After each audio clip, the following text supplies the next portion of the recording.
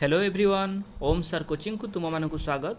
आज आम दशम श्रेणी जीवविज्ञान बही रे थिबा प्रथम विषय पोषण विषयटी को पढ़ा। ताहले मु तुम मानक ये जो पीडीएफ टी अच्छी पीडीएफ माध्यम पढ़ाई चेष्टा करी। तुमे माने बही खोली बसब एवं लाइन बाय लाइन जोटी मु जहाँ बुझेबी ताकू लक्ष्य करिवो। ताहले एबे आमे जो पोषण विषयटी पढ़ा ए पोषण विषयटी तीन भाग में विभक्त होईची। ताहले कौन कौन से तीन भाग? प्रथम भाग में अच्छी कौन ना खाद्य पोषक पोषणर संज्ञा आवश्यकता एवं यार श्रेणी विभाग। आमे जो खाद्य खाऊछंती ता विषय जानिबा, सेथिरे कौन सब पोषक अच्छी ताकू मध्य जानिबा, ता सहित खाद्यर श्रेणी विभाग करिबा एवं एई जो खाद्य खाई बंचुथिबा से जीव मानकर मध्य श्रेणी विभाग करिबा। द्वितीय भाग में पढ़ा कौन विषय आमे पढ़ा आलोक श्लेषण प्रक्रिया विषय जहाँ माध्यम गछ निजर खाद्य को प्रस्तुत करिथाए। तापर तृतीय भाग में अच्छी मनीषर पाकतंत्र गठन और पाचन क्रिया, अर्थात मनीष जो खाद्य को खाऊँची से खाद्य क्यों उपाय हजम होउछि, ताको हजम करने क्यों कौन कौन सब एंजाइम बा पाचक रस साहाय्य करुछंती से विषय जानिबा। अर्थात ये जो तीनटा टॉप पॉइंट दिया जाइछि ए तीनटा पॉइंट विषय जानिबा एवं विषय शेष हो। मु तुम मानक आउ थे कही दूची तुमे माने बही खोलिकी बस एवं बही खोलिबा द्वारा कौन हम यही जो मु पीडीएफ टी पढ़ाऊँगी ए पीडीएफ रे थिबा जहाँ सब टॉपिक बा पॉइंट मु पढ़ेबी से सबू जिनस बही रे अच्छी। बही रे जो सीक्वेंस वाइज अच्छी एइट से गुड़ाक माने जोटी पैराग्राफ हिसाब रे अच्छी ये सेठी पॉइंट हिसाब रे अच्छी जहाँ कि तुम मानक पई बुझिबा पई सहज हो। सेथिपई बही खोलिकी बस एवं मु पढ़ाउथिबा सब पॉइंट तुम आराम से बुझी पारिबो एवं बही रे मार्क करि चलिबो। ताहले आमे प्रथमे पढ़िबा कौन खाद्य पोषक और पोषणर संज्ञा आवश्यकता और यार श्रेणी विभाग। ताहले आमे प्रथमे खाद्य विषय जानिबा है, खाद्य विषय जानिबा एवं पोषण कौन ता विषय मध्य जानिबा। ताहले प्रथमे आमे देखिबा खाद्य कौन। ताहले खाद्य विषय लिखा जाइछि कौन एठी खाइबा उपयोगी समस्त द्रव्य बा जिनिस को खाद्य कहा जाए। अर्थात आमे जेउ सब जिनिस खाई थांती है जहाँकि आम शरीर पर उपयोगी ताकू ही आम कौन कहिबा ना खाद्य बोली कहिबा। ताहले आम खाद्य कौन पाई खाई थांती एठी आम देखिबा खाद्यर आवश्यकता। ताहले प्रथम पॉइंट देइछि कौन खाद्य आम कहीं खाई थांती तार उत्तर रे जैव रासायनिक प्रक्रिया पाई शक्ति जोगाई थाए। अर्थात जैव रासायनिक प्रक्रिया माने कौन आम शरीर भितरे बा गोटे जीव शरीर भितर हेउथिबा जेते सब प्रक्रिया सी हो पारे जो शक्ति सृष्टि होबाठू आरंभ करिकी खाद्य हजम प्रक्रिया एमिति विभिन्न प्रक्रिया जहाँ कि आम शरीर भितर होउछि से सब प्रक्रिया को जैव रासायनिक प्रक्रिया बोली कहा जाए। तो सेथिपई खाद्यर आवश्यकता होता है। उदाहरण स्वरूप आम जब आउ थे आउ गोटे जिनस देखा जावा जमीक गोटे मोटर चलवाई गोटे गाड़ी चलवाई कौन दरकार पेट्रोल बा डीजेल दरकार। सेमिति आम शरीर थिबा जते सब प्रक्रिया होउछि जते सब कार्यकलाप होउछि शरीर भितर जो जैव रासायनिक प्रक्रिया तापाई मध्य शक्ति दरकार। आउ ये शक्ति कौटू आसिबो ना आमर खाद्यरू आसिबो। सेकेंड पॉइंट देछि कोन कोष टिश्यू अंग प्रत्यंग तथा शरीर गठन पाई साहाय्य करिथाए। अर्थात आमे जेतेबेले छोटरू धीरे धीरे बड़ होउछंती आम शरीर रे वृद्धि घटुची, आम शरीर रे रक्तर परिमाण बढ़ुची, आम हाथ गोड़ लंबा होउची। अर्थात आमे सीधा सड़क कहि परिबा आम शरीर रे कोषर परिमाण बढ़ुची एवं एई जो कोष मिसिकी क्या तैयारी करे टिश्यू को तैयारी करे, टिश्यू मिसिकी क्या तैयारी करे अंग प्रत्यंग मान को तैयारी करे। ताहले प्रथम कथा आमर जो कोष टिश्यू अंग प्रत्यंग रहिला बा आमर जो शरीर गठन जो सब कार्य रहिला एथिरे माने एथिपाई मुख्यतः खाद्य ही साहाय्य करिथाए। तृतीय पॉइंट देछि कोन शरीर वृद्धि और मरामती रे साहाय्य करिथाए। अर्थात जो एग्जांपल मु जस्ट पूर्व देइथिली शरीर वृद्धि माने कोन आमे जो छोटरू बड़ होउचंती सेथिपाई किए साहाय्य करे खाद्य ही साहाय्य करिथाए। ता सहित आउ कोन देला मरामती। मरामतीर अर्थ कौन जितेबाला आमर हाथ गोड़ कौटी खंडिया हो जाऊँगी से कौन खंडिया होगी सेमती जीवन सारा रोचे कि नाई सी हूँ कौन हो किछि दिन पर ता उपर गोटे बकल भिड़ी जाऊँगी। अर्थात सी हूँ गोटे घार रूप नौ सी नुआ कोष से जगार तैयारी होती से जगटा पुणी थे पूर्व अवस्था को फेरी आसूँ एवं एक कह जाए मरामती। तापर लास्ट को देछि कौन जीवनर धारा अब्याहत रखिबारे साहाय्य करथाए। आम जो विभिन्न कार्यकलाप जहाँ आमे करूछंती से सबु कार्य करिबा पई से सबु प्रकारर जो जीवन धारा ताकू कौन सेमिति सरबराह सेमिति अब्याहत रहिबा पई खाद्य ही आमको साहाय्य करिथाए।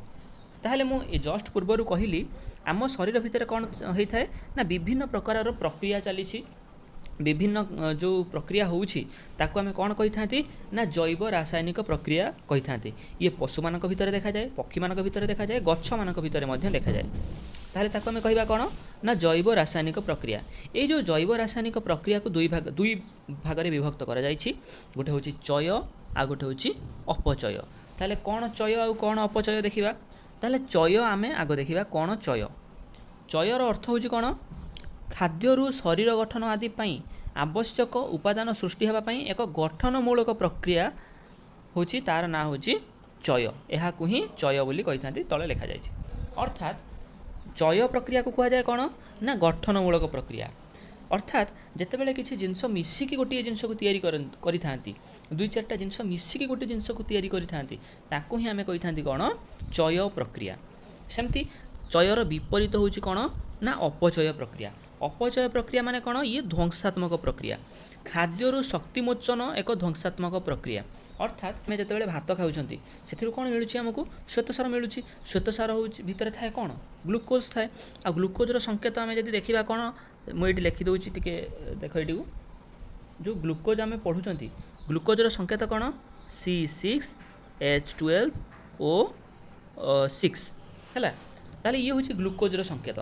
ताले ये जो अपचय प्रक्रिया जो कहुच्छी अपचय प्रक्रिया कौन हम ये ध्वंसात्मक प्रक्रिया। अर्थात ये जो ग्लुकोज भांगा पर से आमको कौन मिल मुख्य जिनस जोटा आम शरीर को मिल से शक्ति मिल है।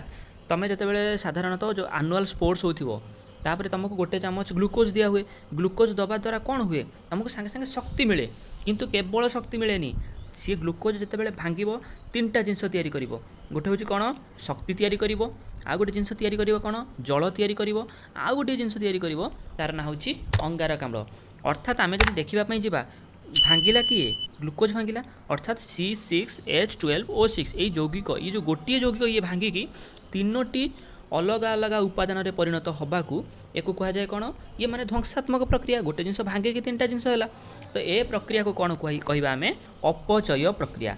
चय प्रक्रिया रे कौन होता तीनटा जिनस मिसिकी एक रु अधिक जिनस मिसिकी गोटे जिनस तैयारी होबाकू आम कहते चय। आ अपचय कौन जितेबाला गोटे जिनस भांगिकी किसी जिनस परिणत हवा किसी उपादान रे परिणत हवा से आम ताकू कहवा कौन अपचय। एबे आमे देखिबा खाद्यर श्रेणी विभाग। अर्थात आमे जो सब खाद्य खाउछंती ताकू आमे कौन करवा एबे ताकू आमे तार श्रेणी विभाग करवा। ताहले एइठी देखो कौन देइछि श्रेणी विभागर आधार खाद्यर नाम। अर्थात आमे जो खाद्य खाउछंती तार उत्स को दृष्टि रखी आमे ताकू दुई भाग रे विभक्त करि परिबा। अर्थात प्रथम देइछि कौन खाद्यर उत्स दृष्टि ये खाद्य दुई भाग में विभक्त हो पार। गोटे हूँ उद्भिदजात आ गोटे हूँ प्राणीजात। अर्थात आम किसी खाद्य उद्भिद मान पाई था जमीक भात डाली परिबा फल ये सब। आउ किसी जिनस कौन पाई था आम प्राणी मान पाई था जमीक मांस अंडा दुग्ध ये सब। सेमिति खाद्य जो रासायनिक यौगिक बा खाद्य सार सब रहिला से खाद्य सार आधार में आम खाद्य को 6 भाग में विभक्त करिपरिबा।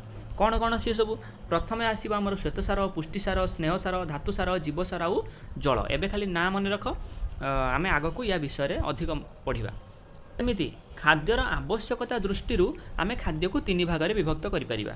किछि खाद्य अच्छा जी कौन करि शक्ति प्रदान करि। 1 नंबर देछि शक्ति प्रदान करि से कहुए शक्ति प्रदानकारी खाद्य।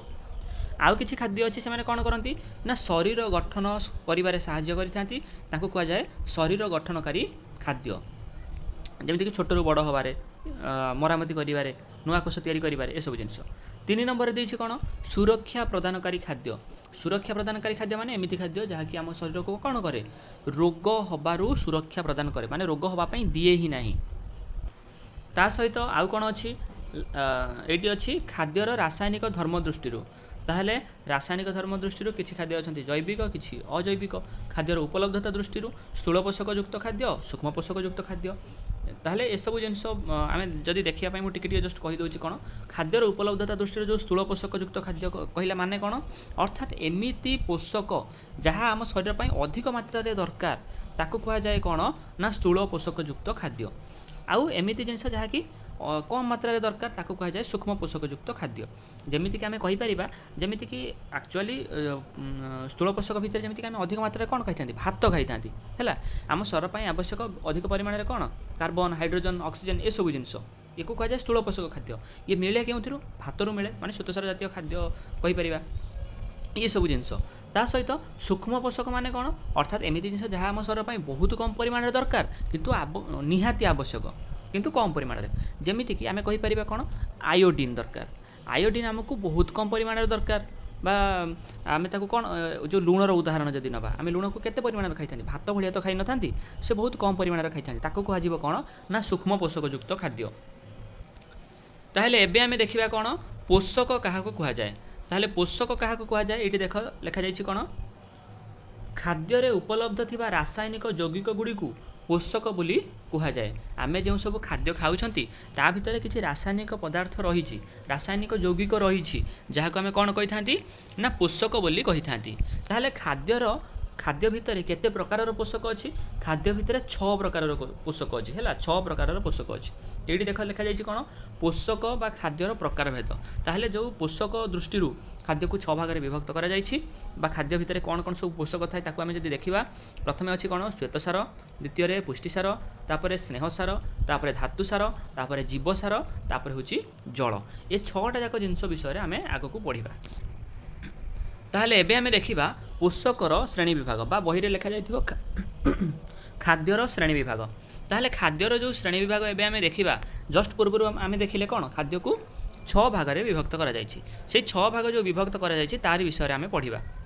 ताहले प्रथमे आमे पढ़िबा कौन श्वेतसार विषय। ताहले जो श्वेतसार विषय आमे पढ़िबा श्वेतसार जो खाद्य रहिला जो प्रथमे आमे एइटु पढ़िबा प्रथम पॉइंट जो लिखा जाइछि शर्करा और मंडद आमे खाऊथिबा खाद्यर प्रधान श्वेतसार अर्थात ये जो श्वेतसार रही श्वेतसार को 3 भाग में विभक्त करा जाइछि कौन मु तुम मानक ये टिके कही दउछि जो आमर श्वेतसार रहिला हैला श्वेतसार जो अच्छी ताकू ताहले आमर जो श्वेतसार अच्छी एको 3 भाग में विभक्त करा जाइछि एटा टिके मन रखिबो जोटा कि बही रे देई नाही श्वेत किंतु या विषय रे देइछि जमीती कि श्वेतसार को 3 भाग में विभक्त करा जाइछि कौन कौन गोटे होछि एक शर्करा विशिष्ट श्वेतसार एक आमर शर्करा विशिष्ट श्वेतसार अर्थात एमिति श्वेतसार जहाँ भीतर गोटे शर्करा थिबो ताकू ही कहा जाए कौन ना एक शर्करा विशिष्ट श्वेतसार आउ गोटे अच्छी कौन 2 शर्करा विशिष्ट श्वेतसार आउ अच्छी आमर बहु शर्करा विशिष्ट श्वेतसार है। ताहले एक शर्करा विशिष्ट श्वेतसार कौन 2 शर्करा विशिष्ट श्वेतसार कौन और बहु शर्करा विशिष्ट श्वेतसार कौन तार उदाहरण मुझे दूसरी मन रखिबो जेमिति कि एक शर्करा विशिष्ट श्वेतसार भितर किए आसीबो जो तुम खाऊच ग्लूकोज है कि से जो ग्लूकोज खाऊच सी हूँ सबुठारु सरल श्वेतसार ताकू एक शर्करा विशिष्ट श्वेतसार बोली कहा जाए। आउ गोटे आसीबो कौन आमर फ्रुक्टोज है कि जो फ्रुक्टोज अच्छी ताकू मध्य एक शर्करा विशिष्ट श्वेतसार बोली कहा जाए। तापर आसीबो 2 शर्करा विशिष्ट श्वेतसार ताहले 2 शर्करा विशिष्ट श्वेतसार ना रो ही हमको जना पड़ुछि कोन एमिति श्वेतसार जहाँ भितर 2टी शर्करा थिबो अर्थात 2टी जदि जो शर्करा जोड़ी हो गला जो एक शर्करा विशिष्ट श्वेतसार आम जो एग्जांपल नहीं जदि एक शर्करा विशिष्ट श्वेतसार भितर आहुरी मध्य एग्जांपल जीवो किंतु मु एठी 2टा लिखिछि आ 2 शर्करा विशिष्ट श्वेतसार एक शर्करा विशिष्ट जो श्वेतसार 2टा शर्करा जदि मिसी जाती ताहले आमे ताकू कौन कहिबा 2 शर्करा विशिष्ट श्वेतसार। उदाहरण रे कौन हो पारिबो उदाहरण भितर जीव आमर सुक्रोज है सुक्रोज आउ ये सुक्रोज क्या नहीं जदि गठित तुम पचारिबो ताहले यार उत्तर हम कौन ग्लूकोज आउ फ्रुक्टोज है ताहले आमर जो ग्लूकोज रहिला आउ ता सहित फ्रुक्टोज रहिला ये 2टा जितेबाला मिसबे से सुक्रोज को तैयारी करी जेहेतु 2टा एक शर्करा विशिष्ट श्वेतसार मिसिले या आम कौन कह 2 शर्करा विशिष्ट श्वेतसार। तापर आमर तृतीय अच्छी बहु शर्करा विशिष्ट श्वेतसार अर्थात एठी 2 रु अधिक श्वेत शर्करा जितेबाला मिसी थे 3 हो पारे 4 हो पारे कि बहुत सारा अधिक परिमाण जितेबाला शर्करा मिसीजे ताकू आम कह कौन बहु शर्करा विशिष्ट श्वेतसार आ या भितर मन रखिबो सब बेले किए आसीबो आमर आसीबो मंडद बा इंग्राजी कह जाए कौन स्टार्च आमे एटा जस्ट मन रख तुम्हें मैंने आग को जापर आम ग्लूकोज क्यों क्यों सब खाद्य पाई था सुक्रोज क्यों खाद्य पाई था आउ मंडद क्यों खाद्य पाई था। ताहले आमे जो पढ़ुले श्वेतसार प्रथमे देइछि कौन शर्करा और मंडद आमे खाउथिबा खाद्यर प्रधान श्वेतसार आमे जो खाद्य खाई थांती ता भितर अधिक परिमाण रे कोन थाए शर्करा आउ मंडद थाए मु कहली त एबे एक शर्करा विशिष्ट दुई शर्करा विशिष्ट आउ बहु शर्करा विशिष्ट रे उदाहरण रे एग्जांपल ले थिला। यार जो मुख्य उत्स ये तुम लक्ष्य कर मंड आम प्रथम देखा कौन मंडद जोटा कि बहु शर्करा विशिष्ट श्वेतसार थिला ताको आम केउ खाद्य पाई थांती मंडद आम पाई थांती आलू भातरू एवं रुटी तापर आमर एक शर्करा विशिष्ट जो ग्लुकोज मु कही ताको आम क्यों पाई थांती जे फल रस आ पनीपरिबारु आमको ग्लुकोज मिलता है ता सहित आमर सुक्रोज ये दुई शर्करा विशिष्ट ये क्यों मिले आमको चीनी और गुड़रू मिलता है है ताहले ए प्रकार श्वेतसार खाइबा द्वारा ये जो श्वेतसार जातीय खाद्य आम खाऊँ या द्वारा लाभ कौन हुए एथिरु आमे सहजरे शक्ति आहरण करिथाउ आ कोशीय शोषण द्वारा यही शक्ति निर्गत हुए अर्थात शक्ति आहरण करिथाउ माने कौन सहजरे आमे श्वेतसार जातीय खाद्य खाइले आमको शक्ति मिलता है सेटा ही लिखा जाइछि आ कोशीय शोषण द्वारा यही शक्ति निर्गत हुए अर्थ कौन मु जस्ट पूर्वर जो फास्ट कही ग्लुकोज जितेबाला भांगिबो सेतेबाला शक्ति रे परिणत होबो जल रे परिणत होबो आउ आमर कार्बन डाइऑक्साइड बा अंगारकाम्ल रे परिणत होबो ये जो जिनसटा होबो एठी ये सब कोठी होबो कोष रे हेबो एवं कोशीय शोषण माने कौन से तुम मानक ये जो ग्लुकोज टाक भांगिबो किए भांगिबो अम्लजान जाइकी भांगिबो एवं अम्लजान जेहेतु ये जिनस रे सहाय्य करूछि तो सेथिपाई ये हूँ कोशीय शोषण बोली कह जाए आउ एथिरु हमको शक्ति मिलता है आउ तुम बोर्ड एग्जाम जोटा बहुत ही इंपोर्टेंट शॉर्ट क्वेश्चन आसी थाए ये जो ऊपर लिखा जाइए देख 1 ग्राम ग्लुकोज बा श्वेतसार 16 किलोजूल शक्ति आमको मिलता है यहाँ बोर्ड एग्जाम रे शॉर्ट क्वेश्चन आसे तो यहाँ मन रख 1 ग्राम ग्लुकोज रु आमको 16 किलोजूल शक्ति मिलता है।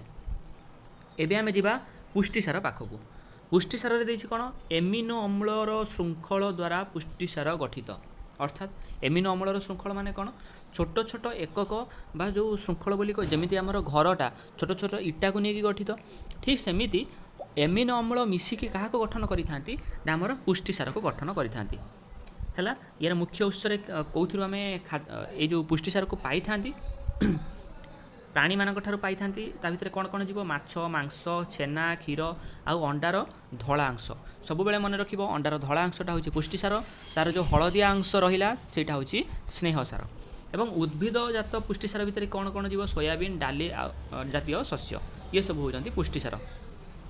यार आवश्यकता कौन आमे काहेकि पुष्टिसार जातीय खाद्य खाई थांती कारण कौन शरीरर वृद्धि रे सहाय्य करे आ नूतन कोष एवं तंतु गठन पाई आवश्यक होता है अर्थात आमर जो छोटरू बड़ होती आमे आमको कौन दरकार पुष्टिसार आवश्यकता अच्छी जिते जिते आम बड़ होगी जाऊँ आम शरीर कौन तैयारी होची नुआ नुआ कोष तैयारी होची से कोष सृष्टि होगापाई मध्य पुष्टिसार दरकार। एबे आमे देखिबा कौन ना स्नेहसार तो स्नेहसार जातीय खाद्य ये देख शरीर रे स्नेहसार चर्बी भाव में संचित होइकी रहे अर्थात आम शरीर जो चर्बीर आवश्यकता रही है से चर्बी क्यों मिलता है आमको स्नेहसार खाद्य मिलता है आ ये कौन करे चर्म तले चर्बीर एक आस्तरण रही है आमर उपरटा भागटा तुम देखुच तुम हाथ बा तुम जो पेट अच्छी है यहाँ कौन कह जाए चर्म कह जाए चर्म तलू रही कौन ना चर्बी रही चर्बीर बहुत मुख्य भूमिका अच्छी आम आगक देखा मुख्य उत्स कौन आम क्यों पाई था स्नेहसार मांस क्षीर छेना तेल घी एवं अंडार हलदिया अंश अंडार हलदिया अंश आम पाई था कौन ना स्नेहसार कौन आवश्यकता माने कहीं आवश्यकता होता है आमको स्नेहसार फास्ट पॉइंट देछि कौन कोष झिल्ली गठन रे सहाय्य करे आम शरीर कोष को लेकिन गठित से कोष बाहर कौन थाए प्राणी कोषर बाहर थाए किए ना कोष झिल्ली है से कोष झिल्ली गठन रे किए सहाय्य करिवो स्नेहसार सहाय्य करिवो ता सहित शरीर को उषुम रखिबारे मध्य से सहाय्य करे आम शरीरर साधारण तापमात्रा होछि 37 डिग्री सेल्सियस से जो तापमात्रा बा आम शरीर को ठीक तापमात्रा रे मेंटेन करिक रखिबा पई जदि किए सहाय्य करे सी होछि स्नेहसार आवश्यक स्थले शरीर को कौन करे ना शक्ति जगाए अर्थात आम मुख्यतः श्वेतसार शक्ति को पाई थांती किंतु जदि श्वेतसार अभाव घटी थाए ताहले आम शक्ति क्योंठु पाई परिबा स्नेहसार जातीय खाद्य जोटा कि चर्बी रूप में आम शरीर भितर थाए सेठु आम शक्ति पाई परिबा जो माने उपवास करि थांती सेई माने जो माने बिल्कुल खाती नहीं माने खाद्य खाती नहीं सेमानक पई शरीर को शक्ति केउठारु मिली थाए प्रथमे श्वेतसार जातीय खाद्य मिले जी श्वेतसार जातीय खाद्य शरीर भितर थी जदि सी सरी जाए ताहले स्नेहसार जातीय खाद्यर କ'ଣ ଅପଘଟନ ଘଟିବ ବା ଆମେ କହିପାରିବା ସେ ଏଇ ସ୍ନେହସାର ଜାତୀୟ ଖାଦ୍ୟ ଭାଙ୍ଗିବ, ଏଥିରୁ ଶକ୍ତି ସୃଷ୍ଟି ହେବ ଏବଂ ତା ଦ୍ୱାରା ଆମେ ବିଭିନ୍ନ କାର୍ଯ୍ୟ କରିପାରିବା। ଏବେ ଆମେ ଦେଖିବା ଧାତୁସାର। ତାହେଲେ ଧାତୁସାରରେ ଦେଇଛି କ'ଣ ଶରୀର ଗଠନ ପାଇଁ ବିଭିନ୍ନ ଧରଣର ଧାତୁସାର ଯଥା ଲୌହ, calcium, iodine, phosphorus, sodium, potassium ଏ ସବୁ ଜିନିଷ ଆବଶ୍ୟକ। ଆଉ ଆମେ ଏ ସବୁ ଜିନିଷକୁ ଖାଦ୍ୟ ମାଧ୍ୟମରେ ପାଇଥାନ୍ତି। ଯେଉଁ ଲୌହ ଆମର କ'ଣ ନା ଯେଉଁ ଆଇରନ୍ ଟାବଲେଟ୍ ହେଲା, ସେ ସବୁକୁ ମୁଁ କହିବି। ତାହେଲେ ଫାର୍ଷ୍ଟ ପଏଣ୍ଟ ଆମେ ଜାଣିଲେ କ'ଣ ଧାତୁସାରରେ କ'ଣ ଯିବ ଲୌହ, କ୍ୟାଲସିୟମ୍, ଆୟୋଡିନ୍, ଫସ୍ଫରସ୍, ସୋଡ଼ିୟମ୍ ଆଉ ପଟାସିୟମ୍। ତା ସହିତ ଏହା କମ୍ ପରିମାଣରେ ଆବଶ୍ୟକ ଥିଲେ ମଧ୍ୟ ଶରୀରର ବହୁତ ପ୍ରମୁଖ କାର୍ଯ୍ୟ କରିଥାଏ। ଯେମିତିକି ମୁଁ ଯଦି ଏକ୍ଜାମ୍ପଲ୍ ନେବି କ'ଣ ଆୟୋଡିନ୍ ହେଉ ବା ସୋଡ଼ିୟମ୍ ହେଉ, ଇଏ ଆମକୁ କେଉଁଥିରୁ ମିଳିଥାଏ ଲୁଣରୁ ଧର ମିଳିଥାଏ ହେଲା କି। ଆୟୋଡିନ୍ ଯୁକ୍ତ ଲୁଣର ଯେଉଁ ଆଡ଼ଭର୍ଟାଇଜମେଣ୍ଟ ଆସେ, ଆୟୋଡିନ୍ ହେଉ ବା ସୋଡ଼ିୟମ୍ ହେଉ, ଇଏ ସବୁ ଆମକୁ ଲୁଣରୁ ମିଳିଥାଏ। ତାହେଲେ ଆମେ ଲୁଣ କେତେ ପରିମାଣରେ ଖାଆନ୍ତି ବହୁତ କମ୍ ପରିମାଣରେ ଖାଇଥାନ୍ତି, କିନ୍ତୁ ଆମେ ସିନା କମ୍ ପରିମାଣରେ ସେ ଧାତୁସାରକୁ ନେଇଥାନ୍ତି ଭିତରକୁ, କିନ୍ତୁ ତା'ର ଆବଶ୍ୟକତା ବହୁତ ଅଧିକ ଅଛି। ଆୟୋଡିନ୍ ଆମକୁ ଗଳଗଣ୍ଡ ରୋଗ ହେବାକୁ ଦିଏ ନାହିଁ ହେଲା, ତାଠାରୁ ଦୂରେଇକି ରଖେ, ନହେଲେ ବେକ ପାଖରେ ପୁରା ଫୁଲିଯିବ ଆଉ ତାକୁ ଆମେ କହିଥାନ୍ତି କ'ଣ ଗଳଗଣ୍ଡ ରୋଗ। ତାପରେ ଥାର୍ଡ଼ ପଏଣ୍ଟ ଦେଇଛି କ'ଣ ଏହା ଆମେ ଖାଦ୍ୟ ଭାବେ ଗ୍ରହଣ କରିଥିବା ପ୍ରତ୍ୟେକ ଖାଦ୍ୟରେ ଉପଲବ୍ଧ ଥାଏ। ଆମେ ଯେଉଁ ସବୁ ଖାଦ୍ୟ ଖାଇଥାନ୍ତି ସେ ଖାଦ୍ୟ ଭିତରେ ଇଏ ସବୁ ଥାଏ। ଏହାର ଆବଶ୍ୟକତା କ'ଣ, ଏହା ଦ୍ୱାରା କ'ଣ ଆମର ଲାଭ ହୋଇଥାଏ। ପ୍ରଥମ ପଏଣ୍ଟ ଦେଇଛି କ'ଣ ଦାନ୍ତ ଆଉ ହାଡ଼ର ଗଠନ ପାଇଁ କ୍ୟାଲସିୟମ୍ ଆବଶ୍ୟକ ହୁଏ। ଆମର ଯେଉଁ ଦାନ୍ତ ହାଡ଼ ଏସବୁ ତିଆରି ହୁଏ ଗଠନ ହୁଏ, ଏଥିପାଇଁ କିଏ ସାହାଯ୍ୟ କରେ କ୍ୟାଲସିୟମ୍ ହିଁ ସାହାଯ୍ୟ କରିଥାଏ। କ୍ୟାଲସିୟମର ଟ୍ୟାବଲେଟ୍ ମଧ୍ୟ ଆସେ, କିଛି ଲୋକ ଯେଉଁମାନଙ୍କୁ ଡକ୍ଟର କହିଥାନ୍ତି ସେମାନେ ଖାଆନ୍ତି। ଦ୍ୱିତୀୟ ପଏଣ୍ଟ ଦେଇଛି କ'ଣ ଲୋହିତ ରକ୍ତ କଣିକାରେ ଥିବା ହିମୋଗ୍ଲୋବିନ୍ର ଗଠନ ପାଇଁ ଲୌହ ଆବଶ୍ୟକ। ଲୌହ ମାନେ କ'ଣ ଆମର ଯେଉଁ ଆଇରନ୍ ଖାଆନ୍ତି, ଆଇରନ୍ ମାନେ ଆମର ଶାଗରେ ଥାଏ, ଯେଉଁ ଆଇରନ୍ ଟ୍ୟାବଲେଟ୍ ମଧ୍ୟ ଆସେ ହେଲା, ଯାହାକୁ କି ଆମେ ଖାଦ୍ୟ ରୂପରେ ଗ୍ରହଣ କରିଥାନ୍ତି, ସ୍କୁଲମାନଙ୍କରେ ଦିଆଯାଏ ହେଲା। ଲୋହିତ ରକ୍ତ କଣିକାରେ ଯେଉଁ ଆମର ହିମୋଗ୍ଲୋବିନ୍ ଅଛି, ଆମର ଲାଲ ରକ୍ତ କଣିକାର ରଙ୍ଗଟା ଲାଲ କାହିଁକି, କାରଣ ତା ଭିତରେ ହିମୋଗ୍ଲୋବିନ୍ ଅଛି। ସେ ହିମୋଗ୍ଲୋବିନ୍କୁ ତିଆରି କରିବା ପାଇଁ କିଏ ସାହାଯ୍ୟ କରେ ଲୌହ ସାହାଯ୍ୟ କରେ। ତାପରେ ଦେଇଛି କ'ଣ ଶରୀରର ଆୟନ ସନ୍ତୁଳନ ରକ୍ଷା କରିବା ପାଇଁ ଏହା ପ୍ରମୁଖ ଭୂମିକା ଗ୍ରହଣ କରିଥାଏ। ଆମର ଯେଉଁ ଆୟନ ରହିଲା, ଆମର ଆୟନ ମାନେ କ'ଣ ଯେମିତିକି ଆମେ ଲୁଣ ଖାଉଛନ୍ତି, ଆମେ କ'ଣ ଖାଉଛନ୍ତି ଏଇଠି ଜଷ୍ଟ ଟିକେ ବୁଝେଇ ଦେଉଛି ଶୁଣ। ଲୁଣ ଖାଉଛନ୍ତି, ଲୁଣକୁ ଆମେ ତାର ରାସାୟନିକ ସଂକେତ କ'ଣ ସୋଡ଼ିୟମ୍ କ୍ଲୋରାଇଡ଼୍ NaCl ବୋଲି ଲେଖିଥାନ୍ତି। ତାକୁ ଆମେ ଯଦି ଭାଙ୍ଗିବା, ସେ ଶରୀରରେ ଯେତେବେଳେ ରକ୍ତ ସହ ମିଶିବ, ଜଳରେ ମିଶିବ, ସେ ଭାଙ୍ଗିକି କ'ଣ ହେବ ଆୟନରେ ପରିଣତ ହେବ। ଗୋଟେ ହେବ Na+ ଆଉ ଗୋଟେ ହେଉଛି Cl-। ଏଇମାନେ ହିଁ ରକ୍ତରେ ପ୍ରବାହିତ ହେବେ ଆଉ ବିଭିନ୍ନ କାର୍ଯ୍ୟରେ ସାହାଯ୍ୟ କରିବେ। ତ ସେଥିପାଇଁ ଆମର ଏଇ ଯେଉଁ ଆୟନର ଯେଉଁ ସନ୍ତୁଳନଟା ରକ୍ଷା କରିବା ପାଇଁ ମଧ୍ୟ ଧାତୁସାର କ'ଣ ଧାତୁସାରକୁ ଆମେ ଖାଦ୍ୟ ରୂପରେ ଗ୍ରହଣ କରିଥାନ୍ତି ଆଉ ଏମାନେ ବିଭିନ୍ନ କାମରେ ସାହାଯ୍ୟ କରନ୍ତି। ତା ସହିତ ଏବେ ଆମେ ଦେଖିବା କ'ଣ ନା ଭିଟାମିନ୍। ଭିଟାମିନ୍ ବିଷୟରେ ତୁମେ ମୂଳରୁ ପଢ଼ି ଆସୁଛ, ଯେମିତିକି ଭିଟାମିନ୍ ଏ ଦ୍ୱାରା ଅନ୍ଧାର କଣା ହୁଏ, ମାନେ ଏର ଅଭାବରୁ ଅନ୍ଧାର କଣା ହୁଏ, ବି ଅଭାବରୁ ବେରିବେରି। ତାହେଲେ ଭିଟାମିନ୍ର କ'ଣ ଦେଇଛି, ଏହା ମଧ୍ୟ ଆମ ଶରୀର ପାଇଁ କମ୍ ପରିମାଣରେ ଆବଶ୍ୟକ, ମାତ୍ର ଶରୀରରେ ବହୁତ ପ୍ରମୁଖ କାର୍ଯ୍ୟ ଏହି ଭିଟାମିନ୍ କରିଥାଏ। ଭିଟାମିନ୍ ଅଭାବରୁ ଶରୀରରେ ବିଭିନ୍ନ ପ୍ରକାରର ରୋଗ ହୁଏ। ତୁମେ ତ ଜାଣିଛ ଭିଟାମିନ୍ ଏ ଅଭାବରୁ ରୋଗ ହୁଏ, ଭିଟାମିନ୍ ବି ଅଭାବରୁ, ଭିଟାମିନ୍ ସି ଅଭାବରୁ, ଭିଟାମିନ୍ ଡି ଅଭାବରୁ, ଭିଟାମିନ୍ ଇ ଅଭାବରୁ, ଭିଟାମିନ୍ କେ ଅଭାବରୁ ବିଭିନ୍ନ ପ୍ରକାର ରୋଗ ହୁଏ। ସେମିତି ଆମେ ଯେଉଁ ଭିଟାମିନ୍ ପାଇଥାନ୍ତି ସେ ଭିଟାମିନ୍କୁ ଦୁଇ ଭାଗରେ ଆମେ ବିଭକ୍ତ କରିପାରିବା। ଗୋଟେ ହେଉଛି ଜଳରେ ଦ୍ରବଣୀୟ ହୋଇଯାଆନ୍ତି, ଆଉ ଗୋଟେ ହେଉଛି ତେଲ ବା ଚର୍ବିରେ ଦ୍ରବଣୀୟ ହୋଇଥାନ୍ତି। ତୁମେ ଭାବୁଥିବ ଜଳରେ ଦ୍ରବଣୀୟ ଅର୍ଥ କ'ଣ? ଅର୍ଥାତ୍ ଏଇ ଯେଉଁ ଏକ୍ଜାମ୍ପଲ୍ ଏଇଠି ଦେଖ, ଶାଗ ଏବଂ ଫଳ ଆଉ ତା ସହିତ ଯେଉଁ ପନିପରିବା କିଛି ଅଛନ୍ତି, ତାଙ୍କ ଭିତରେ ଯେଉଁ ଭିଟାମିନ୍ ଗୁଡ଼ିକ ରହିଲା ସେ ପାଣିରେ ମିଶି ପାରିବେ। ଅର୍ଥାତ୍ ଯେମିତିକି ଚିନିକୁ ଆମେ ପାଣିରେ ପକାଇଦେଲେ ସେ ପାଣି ସାଙ୍ଗରେ ମିଶିଯାଏ ହେଲା କି। ଠିକ୍ ସେମିତି ତୁମେ ଧର ଶାଗକୁ କାଟିକି ପାଣିରେ ପକାଇଦେଲ, ଫଳକୁ କାଟିକି ପାଣିରେ ପକାଇଦେଲ, ଯେଉଁ ପରିବାକୁ କାଟିକି ପାଣିରେ ପକାଇଦେଲ, ତା ଭିତରେ ଥିବା ଯେଉଁ ଭିଟାମିନ୍ ସେ ପାଣିରେ ମିଶିଯାଆନ୍ତି ଆଉ ଆମେ କ'ଣ କରନ୍ତି ସେ ପାଣିଟାକୁ ଢାଳି ଦିଅନ୍ତି। ୟା ଦ୍ୱାରା ହୁଏ କ'ଣ, ୟା ଦ୍ୱାରା ହୁଏ ହେଉଛି ପରିବା ଭିତରେ ବା ଫଳ ଭିତରେ ଥିବା ଭିଟାମିନ୍ ଗୁଡ଼ିକ ପାଣିରେ ମିଶିକି କିଛି ପରିମାଣର ପଳେଇ ଯାଇଥାନ୍ତି ହେଲା। ସେଥିପାଇଁ କୁହାଯାଏ କ'ଣ ପରିବାକୁ ପ୍ରଥମେ ଧୋଇବା ତାପରେ କାଟିବା। ଦ୍ୱିତୀୟଟା ଦେଇଛି ତେଲ ଓ ଚର୍ବି ଦ୍ରବଣୀୟ। ତା ଭିତରେ କ'ଣ ଅଛି ନା ପ୍ରାଣୀଜ ଚର୍ବି ବା ଉଦ୍ଭିଦଜାତ ତେଲ। ତାହେଲେ ଏଇ ଯେଉଁ ଭିଟାମିନ୍ ଆମେ ଖାଉଛ, ଭିଟାମିନ୍ ଯେଉଁ ଆମ ଶରୀର ପାଇଁ ଆବଶ୍ୟକ, ଏହାର ଆବଶ୍ୟକତା କ'ଣ ହୋଇଥାଏ? ଯେମିତି କହିଲି ବିଭିନ୍ନ ରୋଗରୁ ଆମକୁ ରକ୍ଷା କରେ। ତା ସହିତ ଦେଖ ଏଇଠି କ'ଣ ଦେଇଛି, ଏନ୍ଜାଇମ୍ ସାହାଯ୍ୟରେ କୋଷରେ ହେଉଥିବା ବିଭିନ୍ନ ରାସାୟନିକ ପ୍ରକ୍ରିୟା ଗୁଡ଼ିକୁ ସୁଚାରୁ ରୂପେ ସମ୍ପନ୍ନ କରିବାରେ ସହାୟକ ରୂପେ କାର୍ଯ୍ୟ କରିଥାଏ। ଅର୍ଥାତ୍ ଯେଉଁ ସବୁ ରାସାୟନିକ ପ୍ରକ୍ରିୟା ଜଷ୍ଟ ପୂର୍ବରୁ ପଢ଼ିଥିଲେ ଚୟ ଅପଚୟ, ଏସବୁ କାର୍ଯ୍ୟ ପାଇଁ ମୁଖ୍ୟତଃ ସାହାଯ୍ୟ କରିଥାଏ କିଏ ନା ଭିଟାମିନ୍। ଶେଷରେ ଆମର ଆସିବ କ'ଣ ନା ଜଳ। ଆମକୁ ସବୁଦିନ ଜଳର ଆବଶ୍ୟକତା ରହିଛି। ସବୁଦିନ 4 ରୁ 5 ଲିଟର ପାଣି ଆମ ଶରୀର ଆବଶ୍ୟକ କରିଥାଏ। देखिए कौन देख आम कोषरे थिबा कोषरस बा कोष जीवक प्राय 70 ରୁ 90 भाग जल अच्छी है। यहाँ सर्ट क्वेश्चन आसे तो मन रख आम शरीर जो कोष रही कोषरे कौन थाए बोली आम पढ़ी आस कोष भितर थाए कौन कोष जीवक कोष अंगिका ताहले आ बाहर थाए आमर कोष झिल्ली ये सब रही थाए। ताहले ये जो कोष जीवक बोली आम पढ़ले जो तरल पदार्थटा थाए से तरल पदार्थ 70 ରୁ 90 भाग कौन थाए 70 ରୁ 90 भाग थाए होइछि आमर जल थाए से आमको सब बेले जलर आवश्यकता रही। किछि जल कौन करि थाए ना झाड़ परिस्रा निश्वास शरीर जल क्षय होता है। आम शरीर झाड़ बहे परिस्रा करि एवं निश्वास प्रश्वास जो आम शरीर चलती निश्वास को आम त्याग करि जो आमर अंगारकाम्ल बाहर को जाए अंगारकाम्ल बाहर को जीवा सहित किछि जल बाष्प आकार में बाहर को जाए ताहले ये जो बाष्प आकार बाहर को गला या द्वारा किछि जल क्षय है। से कौन देछि प्रतिदिन 3 ରୁ 4 लिटर पानी पीवा आवश्यक। तापर देछि शरीर जलीय अंश कमिगले शरीर अवश हो जाए और विभिन्न असुस्थता प्रकाश पाई थाए। देखिबो जलीय अंश जदि कमी जाए तुम शरीर कौन अवश पड़ जाए तुम आ किसी काम करि परिबोनी पूरा एकदम निस्तेज हो जिवो सोई रहिबो। पानी पीले बा ORS पानी जो मिसेकी जदि बा ग्लूकोज पानी तुम पीबो तापर देखिबो तुमको सतेज लागिबो माने शक्ति फेरी आसिला भलिया लागिबो। यार आवश्यकता कौन कोषर स्थिति और एथिरे होतिबा विभिन्न प्रक्रिया पाई जल अत्यंत आवश्यक।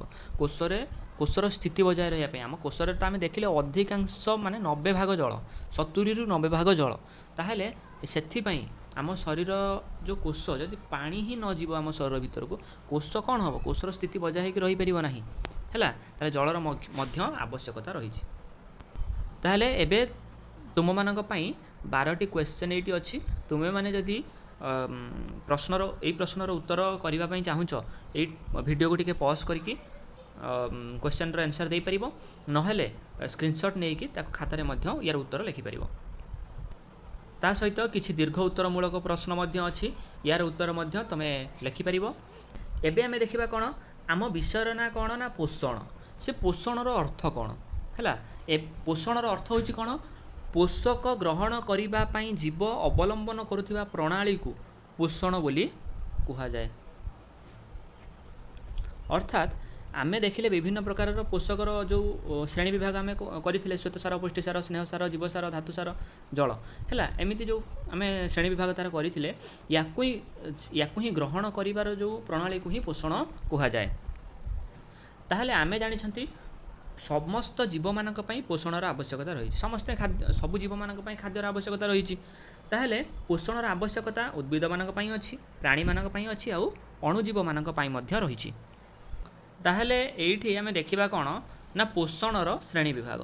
ताहले जो पोषणर श्रेणी विभाग जदि आमे करिबा किछि जीव अछंती जो माने निज खाद्य निजे प्रस्तुत करिथांती आउ किछि जीव अछंती से माने निजे खाद्य प्रस्तुत करि पारंती नाही एवं अन्य उपरे निर्भर करिथांती। ताले जे निज खाद्य निजे प्रस्तुत करि पारे तार उदाहरण रे किए जीव हमर गच्छ जीव आउ परभोजी भितरे बा जे अन्य मानक ऊपर निज खाद्य पई निर्भर करिथांती सेमानक भितरे किए जीव गच्छ को छाड़ी देले आ जेते सब प्राणी रहिले से समस्ते परभोजी पोषण भितरे जीवे बा अन्य उपरे निज खाद्य निजे प्रस्तुत करि पारंती नाही एवं अन्य उपरे निर्भर करिथांती। ताले एठी देख देइछि सेही सेम जिंस पोषणर श्रेणी विभाग रे पोषण को दुई भाग में विभक्त करा जायछि गोटे होछि स्वभोजी आ गोटे होछि परभोजी। ताले स्वभोजी पोषण कौन परभोजी पोषण कौन पार्थक्य जदि आसे ताहले आमे एठी देखिबा कौन तार उत्तर हबो। ये जो स्वभोजी पोषण रे कौन हुए ना जीव निज खाद्य निजे प्रस्तुत करि पारंती हैला। ठीक सेमिति जीव माने खाद्य पई अन्य प्राणी बा उद्भिद उपरे जदि निर्भर करती से प्रकार पोषण को आमे कौन कहि परिबा ना परभोजी पोषण। जेमति मनुष्य कौन करे ना गच्छ ठारू आमर परिबा आनिला धान आनिला जहाँ पर चाउल परिणत है बा आमर धर आमे मांस कौठे आणुचंती आमर कुकुड़ा हो पारे छेली हो पारे एसबू जिनस बा आमर माछ हो पारे अंडा मध्य आमे प्राणी ठारू आनी थांती एसबू जिनस पई आमे प्राणी एवं उद्भिद उपरे निर्भर करिथांती। ता सहित देछि कोन स्वभोजी पोषण रे एही जीव मानक शरीर रे क्लोरोफिल बा पत्रहरित बा सबुज कणा रही थाए हैला। सबुज कणा कौन करे सबुज कणा आमर खाद्य प्रस्तुत करिबारे बा आलोक श्लेषण प्रक्रिया रे ही सहाय्य करिथाए। ता सहित परभोजी पोषण जो रहिले सेमानक शरीर रे पत्रहरित देखा जीव नाही आलोक श्लेषण पई तांक भितरे से जो आमर सबुज कणा न थाए सेति पई ये खाद्य प्रस्तुत करि परिबे नाही। ता सहित ये कौन जीव मैंने आलोक श्लेषण कि रासाय श्लेषण प्रक्रिया द्वारा ही खाद्य प्रस्तुत करते अर्थात जीव मैंने कौन करते गछ मैंने आलोक श्लेषण करते आ कि अणुजीव अच्छा जो मैंने कौन करेंगे रासायनिक प्रक्रिया बा रासाय श्लेषण करते या द्वारा से शक्ति पाइपर बा निज खाद्य निजे प्रस्तुत करेंगे आम कहीपर किंतु परभोजी पोषण में यही जीव मान पाखे से कौन प्रक्रिया देखा जाए ना एमती जिनस देखा जाए ना लास्ट देती कौन केउ केउ जीव सबू स्वभोजी पोषण में उदाहरण आसवे समस्त उद्भिद सब बेले मन रखिबो जेते सब गछ रहिले समस्ते स्वभोजी प्राणी किछि अछंती जो मानको छाड़ी जोटा कि मु एग्जांपल ले कहिबी ता सहित आमर नील हरित शैवाल जो रहिला सी मध्य स्वभोजी पोषण रे जीव उदाहरण रे आमर परभोजी पोषण रे किए किए जीवे समस्त प्राणी जीवे सब बेले मन रख जेते सब प्राणी रहिले पशु पक्षी आमर पोक जो अणुजीव ये सब आमर परभोजी पोषण रे जीवे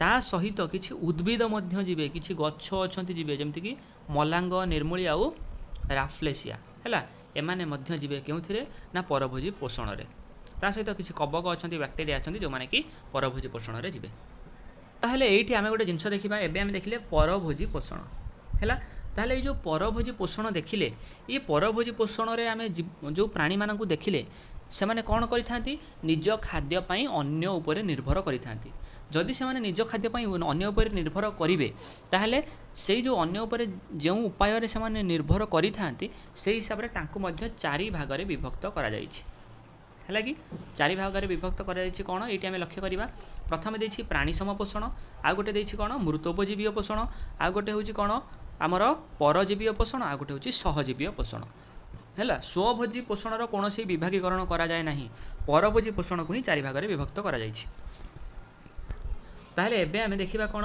स्वभोजी पोषण सहित जड़ित प्रक्रिया ताहले स्वभोजी पोषण आमे जस्ट एबे देखिथिले ता विषय रे आमे जानिबा जो प्रक्रिया विषय रे कहिथिली स्वभोजी प्राणी जतक रहिले से माने दुईटा उपाय रे खाद्य बा शक्ति पाई थांती गोटे होछि आलोक श्लेषण प्रक्रिया आ गोटे होछि रसायन श्लेषण प्रक्रिया ताहले प्रथमे आमे देखिबा आलोक श्लेषण प्रक्रिया कोन आलोक श्लेषण प्रक्रिया माने मुख्यतः गछ रे हेइ थाए बा उद्भिद मानक क्षेत्र रे देखा जाए जीव सूर्यर आलोक शक्ति को उपयोग करी सबुज कणिकार उपस्थिति रे अंगारकाम्ल और जल मध्य संयोग घटाई श्वेतसार जातीय खाद्य प्रस्तुत करिथांती याकु ही आलोक श्लेषण कुहा जाए अर्थात आमर गछ कौन करिथाए वायुरु अंगारकाम्ल को निए माटीरु जल को निए एवं ता सहित सूर्य किरणर उपस्थिति रे तार क्लोरोफिल बा सबुज कणिकार साहाय्य रे श्वेतसार जातीय खाद्य को ही प्रस्तुत करिथाए याकु ही कुहा जाए कौन ना आलोक श्लेषण प्रक्रिया रसायन श्लेषण कौन केतेक बैक्टेरिया एक विशेष अजैविक रासायनिक प्रक्रिया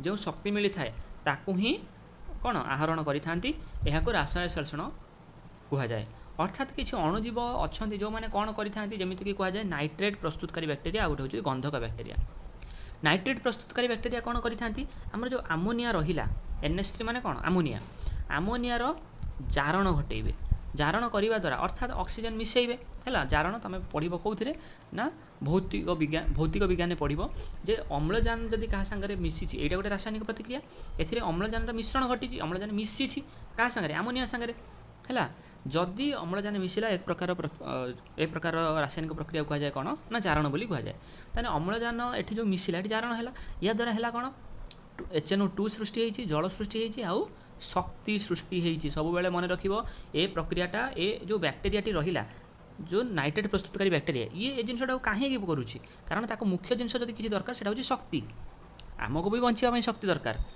आमे सेइथिबाई अन्य उपर निर्भर करूछन गछ को मध्य बंचिबा शक्ति दरकार ये जो श्वेतसार जातीय खाद्य प्रस्तुत कला से शक्ति पाइजिवो तो सेथिबाई से आलोक श्लेषण प्रक्रिया ता भितर देखा मिले सेमती यही जो अणुजीव बा बैक्टेरिया रहिले एमाने कौन करिथांती यही जो आमोनियार जारण घटाई थांती जहाँ द्वारा तांको शक्ति मिल जाए है सेमती किसी अच्छा गंधक बैक्टेरिया जो माने कि जो H2S लिखा जाइछि यार ही जारण घटाई थांती ये जो H2S रो जारण घटाई थांती H2S टा माने आमर कौन हाइड्रोजन सल्फाइड है हाइड्रोजन सल्फाइड जितेबाला ऑक्सीजन सहित मिसे अम्लजान सहित मिसे से कौन तैयारी करे जल तैयारी करे सल्फर तैयारी करे ता सहित मुख्य जिनस जोटा अणुजीव मानक पई दरकार शक्ति मध्य तैयारी करि थाए आ अणुजीव माने एही शक्तिर व्यवहार करके विभिन्न कार्य करि थांती एबे आमे देखिबा कोन ना परभोजी पोषणर प्रकार भेद परभोजी पोषण आम जस्ट पूर्व देखी जे जेते सब प्राणी रहिले एई परभोजी पोषण रे अंतर्भुक्त ताहले एमाने निज खाद्यपाई क्या उपर निर्भर करेंगे ना अन्य मानक उपर निर्भर करेंगे अन्य जीव मानक उपर निर्भर करेंगे। तो या जो परभोजी पोषण को 4 भाग में विभक्त कर मुझे कही एवं आम डिटेल देखा जे 4 प्रकार पोषण कौन कौन। ताहले ये तुम देखिपार ये लिखा जाए प्राणी सम पोषण, तापर ये लिखा जाए मृतजीवीय पोषण, तापर लिखा जाए परजीवीय पोषण, ता सहित लिखा जाए सहजीवीय पोषण। आम गोटी गोटी करके सबू जिनस को देखा। ताहले प्रथमे देछि कोन ना प्राणी सम पोषण।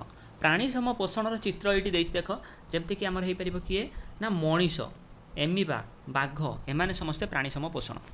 प्राणी सम पोषण एम कहीं रखा जाए प्रथम पॉइंट पढ़िले ही बुझीपर। यही प्रणाली रे प्राणी अन्य उद्भिद बा प्राणी को संपूर्ण अथवा आंशिक भाव में खाद्य रूप में ग्रहण करिथांती। अर्थात यही प्रक्रिया रे कौन हुए ना गोटे जीव जमती कि मनीष हो पारे से कौन करे अन्य उद्भिद बा प्राणी मानक खाद्य रूप में ग्रहण करिवो। अर्थात से कौन करिवो अन्य जीव मानक संपूर्ण हो बा आंशिक भाव में हो कौन करिवो ना खाद्य रूप में से सीधा सड़क ग्रहण करिवो। द्वितीय पॉइंट देखिए कौन एमानଙ୍କଠାରେ परिपाक पर सरलीकृत खाद्यर आत्मीकरण होता है।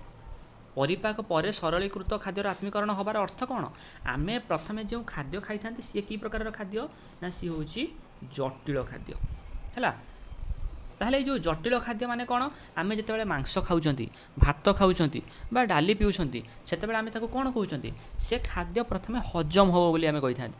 हजम होबार माने कौन ये जो जटिल खाद्य रहिला ये प्रथमे भांगिबो, भांगिकी छोट छोट अंश परिणत होबो। प्रथमे दांत सेटा करिबारे साहाय्य करिथाय, तापरे कौन हुए से दांतरे आमे चोबई चोबई छोट छोट कर दियंती मांस हो बा भात हो से धीरे धीरे पेट भीतर को जाए।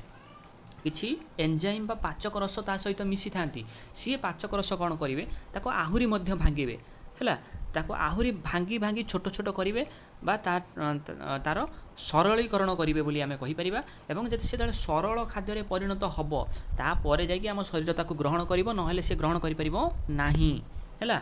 आम जो खाद्य नली अच्छी जहाँकि आमर पाटी पाक नली अच्छी पाकनली आमर पाटी ठारू सृष्टि होची से पाटी ठारू आमे चोबेकी ताकू ढोकी दियंती ढोकिबा परे से पाकस्थली को जाए। पाकस्थली रे विभिन्न प्रकार पाचक रस जहाँ भितर विभिन्न प्रकार एंजाइम सब थांती से मिसी थांती आ ताकू सरल करि थांती।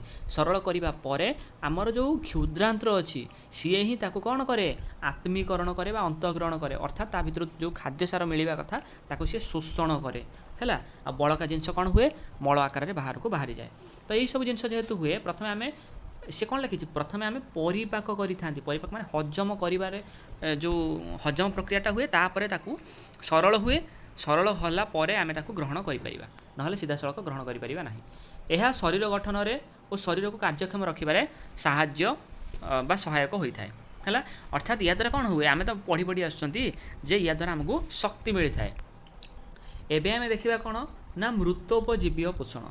मृतोपजीवीय पोषण अर्थ कौन जी निज खाद्यपाई मृत जीव मानक उपर निर्भर करेंगे, मरी जाइथिबा जीवजंतु मानक उपर निर्भर करेंगे से मानक ही मृतोपजीवीय पोषण कहुए। तुम ये चित्र प्रथमे देख बैक्टेरिया ईस्ट कबक बा छतु यही मानक कहुए कौन मृतोपजीवीय पोषण। प्रथम पॉइंट देछि एही प्रणाली रे जीवटी कौन करिथाय मृत गलित पचासड़ा उद्भिद बा प्राणी ठारू खाद्य ग्रहण करिथाय। जेमति कहली एमाने जो जीव रहिले एमाने मरी जाइथिबा बा आमर 50टा उद्भिद बा प्राणी मानक ठारू ही खाद्य को ग्रहण करिथांती तारि उपरे एमाने बढ़ी थांती। द्वितीय पॉइंट जाइछि एही जीव माने कठिन पदार्थ को खाद्य रूप में ग्रहण करि परिबे नाही। अर्थात जो कठिन पदार्थ रहिला जटिल पदार्थ रहिला एमाने कौन करि परिबे नाही ताको खाद्य रूप में ग्रहण करि परिबे नाही। सेथि पई तांकर गोटे अन्य एक प्रक्रिया अच्छी से कौन करती बुझापी चेष्टा कर से कौन करती खाद्य ग्रहण करने एमाने निज शरीर पाचक रस क्षरण करी शरीर बाहर खाद्य को हजम करी ही तापर सरलीकृत खाद्य को शरीर भीतर को शोषण करि थांती। अर्थात एमाने कौन करेंगे जो सब जीव गोटे मरी जाइथिबा जीवधर अच्छी से सीधा सड़क खाद्य रूप में ग्रहण करें ना तापर एमाने बढ़िबे। एमाने बढ़िबा द्वारा कौन हेबे अर्थात तारी ऊपर से माने कौन करेंगे निजर पाचक रस को ये देख से माने निजर पाचक रस को ता ऊपर पकेइबे है तारी उपरे से माने ढालिबे निजर पाचक रस को जेतेबेले ता उपरे पकेइबे से माने क्षरण करिवे या द्वारा कोन हबो बाहर थिबा खाद्यटा धीरे धीरे कोन हबो सिथिरे पचिबा को लागिवो बा सरल हबा को लागिवो सेतेले सरल हबा को लागिवो ता परे माने कोन करिवे से जो बाहर थिबा जो खाद्य को खाद्य रूप रे शरीर भीतर को नै परिबे किंतु से कठिन खाद्य बा हमर कहि परिबा जटिल खाद्य से मानकु से सीधा सड़क नै परिबे नाही खाद्य रूप रे उदाहरण रे बैक्टीरिया यीस्ट आउ छतु।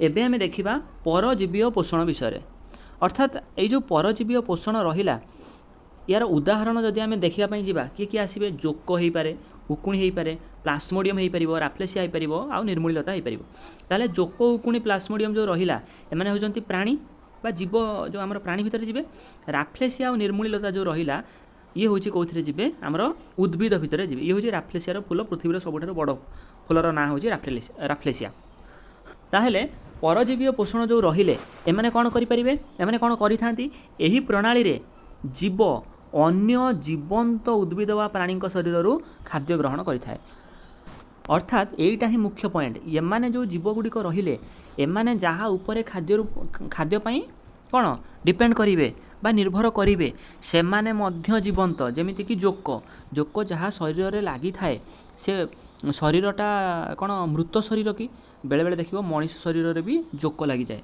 मनीष गोटे जितेबाला जीवन थाए से कथा कहुच्छी जीवंत उद्भिद और जीवंत प्राणी मान माने निर्भर करि थांती किंतु या पूर्वटा देखिथिले जितेबाला प्राणी सम पोषण देखिले प्राणी समय मनीष क्या खाई थाए जीवंत जिनस को खाई थाए कि सी हूँ जो मांस खाए से मरी जाइथिबा जीवन को खाद्य रूप ग्रहण करि थाए सेमती मृतोपजीवीय से कौन करी मृत जीव मान खाद्य रूप ग्रहण करी किंतु परजीवीय सेमती नुह परजीवीय माने यही जो जीव मैंने जो अन्य जीव मान खाद्य निर्भर करेंगे से माने साधारणतः जीवंत होता जमीक उकुणी मुंडरे हुए जहाँ मुंडरे उकुणी हो सी जीवंत ता सहित उकुणी जीवंत अर्थात यही जो जीव मैंने जीवंत प्राणी मान ही निजर खाद्यपाई निर्भर करि तापर देखिए कौन ये एठारे जीवंत उद्भिद वा प्राणी को भोजदाता कह जाए है आउ जीव को कौन कह जाए ना परजीवी कह जाए देखिए कौन जो एठारे जीवंत उद्भिद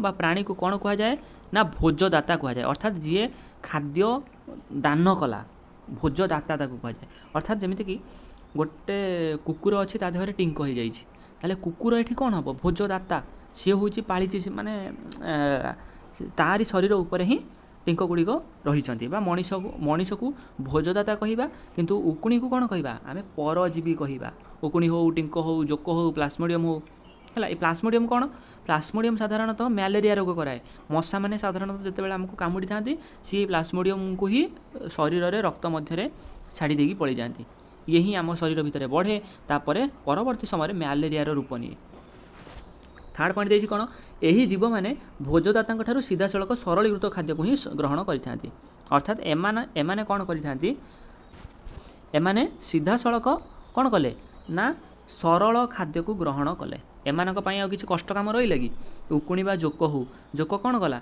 कौन शरीर देहरे लगिगला और लगिकी सीधा सड़क रक्त को शोषार लगिला तापाई सीधा सड़क सरल तार खाद्य को सी नेला ताकू आ किछि से कठिन खाद्य नेलानी सी सीधा सड़क सरल खाद्य को ही ग्रहण करिथाए भोजदातार आश्रय रही परजीवी माने साधारणतः तार अनिष्ट ही करिथांती अर्थात जितेबाला ये जो परजीवी माने आम शरीर भीतर ऊपर रहिबे जमीक प्लास्मोडियम आम शरीर भितर रहिला से कौन करेइबो रोग करेइबो क्या करेइबो जे भोजदाता तारी रोग देहरे रोग देखा जमीक टिंक हो जाती क्या देहरे ना हूँ कुकुर देहरे बा अन्य गाई मानक मध्य भी देखा जाए ताले से हुए कौन से रोगिणा हो जाती ये सब जिनस देखा जाए ये जो परजीवी पोषण रे जो जीव मान विषय में कथा हेले से माने जो जगार रही था ताकू नहीं कि परजीवी पोषण को दुई भाग में विभक्त कर जाइछि अर्थात सीधा सड़क देखापी गले जदि परजीवी पोषण रे जो जीव माने रहिले है जो परजीवी माने मुख्यतः रहिले जदि से परजीवीटी शरीर भितर रहिला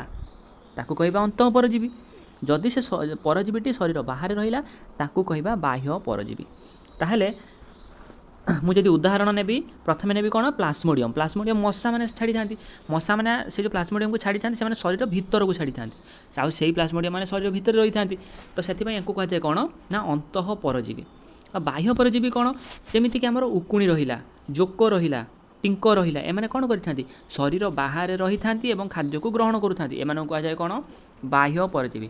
ତାହେଲେ ଅନ୍ତ ପରଜୀବୀ ବାହ୍ୟ ପରଜୀବୀ ଭିତରେ ପାର୍ଥକ୍ୟ ଯଦି ଆସେ ତୁମେମାନେ ଆରାମସେ ଲେଖିପାରିବ। ଯଦି ଶରୀର ବାହାରେ ଯଦି ପରଜୀବୀଟି ରହୁଛି ତାହେଲେ ବାହ୍ୟ ପରଜୀବୀ, ଯଦି ଭିତରେ ରହୁଛି ଅନ୍ତଃ ପରଜୀବୀ। ଶେଷରେ ଆମେ ଦେଖିବା 4 ନମ୍ବରରେ ସହଜୀବୀୟ ପୋଷଣ। ତାହେଲେ ଏଇ ଯେଉଁ ସହଜୀବୀୟ ପୋଷଣ ସାଧାରଣତଃ ଏଥିରେ କ'ଣ ହୁଏ, ଦୁଇଟି ଭିନ୍ନ ଜାତିର, ଏଇଠି ଦେଖ ଲେଖାଯାଇଛି, ଦୁଇଟି ଭିନ୍ନ ଜାତିର ଜୀବ ଏକାଠି ବାସ କରୁଥିବାର ଦେଖାଯାଏ ଏବଂ ସେମାନଙ୍କ ମଧ୍ୟରେ ପୋଷଣର ଆଦାନ ପ୍ରଦାନ ହୁଏ। ଏହାକୁ ସହଜୀବିତା କୁହାଯାଏ।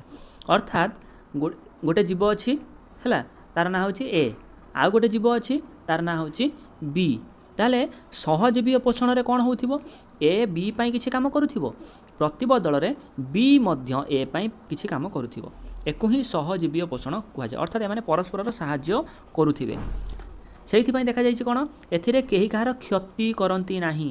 ଅର୍ଥାତ୍ ଏଥିରେ ପରସ୍ପରର ସାହାଯ୍ୟ କରୁଛନ୍ତି ହେଲା, କ୍ଷତି କରନ୍ତି ନାହିଁ। ଉଦାହରଣରେ କ'ଣ ଆସିବ, ଇଶ୍ଚେରେରିଆ କୋଲାଇ ବ୍ୟାକ୍ଟେରିଆ ଆଉ ଯବକ୍ଷାରଜାନ ବିବନ୍ଧୀୟ ବ୍ୟାକ୍ଟେରିଆ। ପ୍ରଥମେ ଆମେ ଦେଖିବା ଇଶ୍ଚେରେରିଆ କୋଲାଇ ବ୍ୟାକ୍ଟେରିଆ କ'ଣ। ଆମର ଯେଉଁ ଖାଦ୍ୟ ଅନ୍ତ୍ରନଳୀ ଅଛି ବା କ୍ଷୁଦ୍ରାନ୍ତ୍ର ଯେଉଁ ରହିଛି ସେ ଜାଗାରେ କିଛି ଭଲ ବ୍ୟାକ୍ଟେରିଆ ଅଛନ୍ତି, ତାର ନାଁ ହେଉଛି କ'ଣ ଇଶ୍ଚେରେରିଆ କୋଲାଇ ବ୍ୟାକ୍ଟେରିଆ। ଏମାନେ କ'ଣ କରନ୍ତି, ଆମ ଶରୀର କ'ଣ କରେ ନା ଭିଟାମିନ୍ B12କୁ ତିଆରି କରିପାରିବ ନାହିଁ ହେଲା। ଭିଟାମିନ୍ ଆମ ଶରୀର ପାଇଁ ଗୋଟେ ଭିଟାମିନ୍ ଦରକାର ଯାହାକି ଭିଟାମିନ୍ B12, ଇଏ ଆମ ଶରୀର ତିଆରି କରିପାରିବ ନାହିଁ। ଅର୍ଥାତ୍ ଯେହେତୁ ଆମ ଶରୀର ଏଇ ଯେଉଁ ଭିଟାମିନ୍ B12କୁ ତିଆରି କରିପାରିବ ନାହିଁ, ତ ସେଥିପାଇଁ ଆମ ଶରୀର ଭିତରେ ଗୋଟେ ଅଣୁଜୀବ ବଢ଼ିଥାଏ, ତାର ନାଁ ହେଉଛି କ'ଣ ଇ କୋଲାଇ ବ୍ୟାକ୍ଟେରିଆ ହେଲା। ସେ ବ୍ୟାକ୍ଟେରିଆ ଆମ ଶରୀରରେ ଯେଉଁ କ୍ଷୁଦ୍ରାନ୍ତ୍ର ଅଛି ସେ ଜାଗାରେ ରହିବ, ଆମକୁ ଭିଟାମିନ୍ B12 ତିଆରି କରିକି ଦେବ, ଆମର ସାହାଯ୍ୟ କଲା। ପ୍ରତିବଦଳରେ ଆମେ ତାକୁ କ'ଣ ଦେବା, ଆମେ ତାକୁ ଦେବା କ'ଣ ନା ସରଳ ଖାଦ୍ୟ ଖାଇକି ସେ ବଞ୍ଚିବ ଆଉ ଆମ ପାଇଁ ଭିଟାମିନ୍ B12କୁ ତିଆରି କରିବ ହେଲା। ଦ୍ୱିତୀୟ ଉଦାହରଣରେ କ'ଣ ଦେଇଛି, ଦ୍ୱିତୀୟ ଉଦାହରଣରେ ହେଉଛି ଆମର ଯବକ୍ଷାରଜାନ ବିବନ୍ଧନୀୟ ବ୍ୟାକ୍ଟେରିଆ। ଅର୍ଥାତ୍ ବାୟୁମଣ୍ଡଳରେ ଅଛି କ'ଣ ନା ଯବକ୍ଷାରଜାନ, କିନ୍ତୁ ଏ ଯବକ୍ଷାରଜାନକୁ ଉଦ୍ଭିଦ ସିଧାସଳଖ ନେଇପାରିବ ନାହିଁ। ଯେହେତୁ ସିଧାସଳଖ ନେଇପାରିବ ନାହିଁ, କିଛି ବ୍ୟାକ୍ଟେରିଆ ଅଛନ୍ତି କ'ଣ କରିବେ, ଏଇ ଯେଉଁ ଯବକ୍ଷାରଜାନକୁ ମାଟିରେ ମିଶାଇବେ, ମାଟିରେ ମିଶାଇବା ଦ୍ୱାରା ଉଦ୍ଭିଦ ତାକୁ ନେଇଯିବ, ଗ୍ରହଣ କରିବ। ପ୍ରତିବଦଳରେ ଉଦ୍ଭିଦ ଏମାନଙ୍କୁ କ'ଣ ଦେବ, ଏମାନଙ୍କୁ ସେ ରହିବା ପାଇଁ ଜାଗା ଏବଂ ଖାଦ୍ୟ ମଧ୍ୟ ଦେଇଥାଏ ହେଲା। ତାହେଲେ ଆମେ ଜାଣିଲେ କ'ଣ, ସହଜୀବୀ ପୋଷଣରେ ଭିନ୍ନ ଜାତିର ଜୀବ ସେମାନେ କ'ଣ କରିଥାନ୍ତି, ଏକାଠି ରହିଥାନ୍ତି ଆଉ ପରସ୍ପରର ସାହାଯ୍ୟ କରିଥାନ୍ତି। ତାହେଲେ ତୁମମାନଙ୍କ ପାଇଁ ଏଠାରେ କିଛି ପ୍ରଶ୍ନ ଅଛି, ଯଦି ତୁମେ ଚାହୁଁଛ ଏ ପ୍ରଶ୍ନର ଉତ୍ତର ଭିଡ଼ିଓକୁ ଟିକେ ପଜ୍ କରିକି କରିପାରିବ, ନହେଲେ ସ୍କ୍ରିନଶଟ୍ ମଧ୍ୟ ନେଇକି ତୁମେ ପରେ ତାକୁ ଦେଖିପାରିବ। ଆଉ ଏଇଠି ଲଙ୍ଗ୍ କ୍ୱେଶ୍ଚନ୍ ମଧ୍ୟ ରହିଛି, ଲଙ୍ଗ୍ କ୍ୱେଶ୍ଚନ୍କୁ ମଧ୍ୟ ସେମିତି ତୁମେ ଲେଖିପାରିବ ବା ସ୍କ୍ରିନଶଟ୍ ନେଇପାରିବ। এই ভিডিওরে বাস এতিকি আমি পড়িবা। নেক্সট ভিডিওরে আমি পড়িবা কোণ উদ্ভিদ মানে কেমিতি আলোক শ্লেষণ দ্বারা খাদ্য প্রস্তুত করে থাকে। কিন্তু তা পূর্বরু যদি তুমি মানে এই চ্যানেলরে নূয়া অছ এবং ভিডিও को नुआ करी देखुच ताहले এই जो यूट्यूब चैनल को सब्सक्राइब कर दियो, जहाँ द्वारा मु जहाँ भी आगामी भविष्य में वीडियो अपलोड करी ताहा सब तुम पाखरे सहजरे पहुँची पारिबो।